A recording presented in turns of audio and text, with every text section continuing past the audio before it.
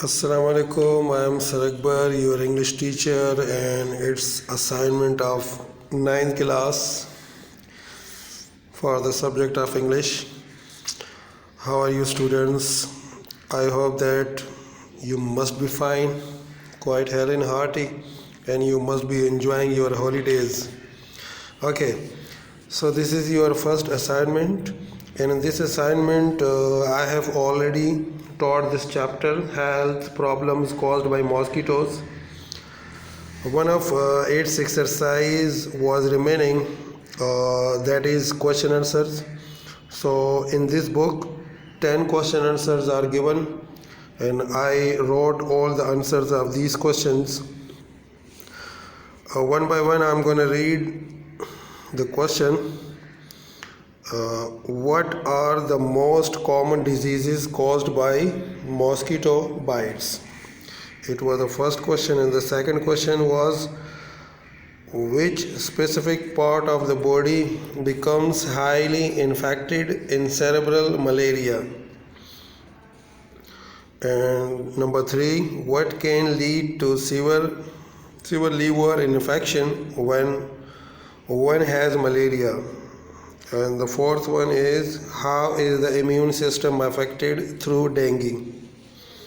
The fifth one is, how often can one get infected with chikungunya? Why? Number 6, which two of the 3 diseases have similar symptoms? What are these? Question number 7, how often does one have fever and chills when one has malaria? Question number 8, how do all these diseases affect our life? Now turn over the page.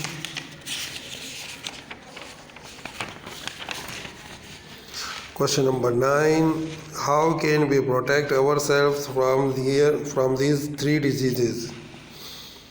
And question number 10, what should we do if we want to recover quickly from these diseases? Okay, these were 10 questions which I have written in your first assignment. Now there is exercise number 4. Exercise number 4, there are few words which you have to use in your own sentences. So I have used few of them. Parasite. Many diseases are caused by parasites. Transmitted. The information is transmitted electronically to the central computer. The information is transmitted electronically to the central computer. Saliva dripped from the baby's mouth. Chills, she got a fever with chills. Antibodies fight off infections and viruses. Immune, everybody is immune to smallpox nowadays.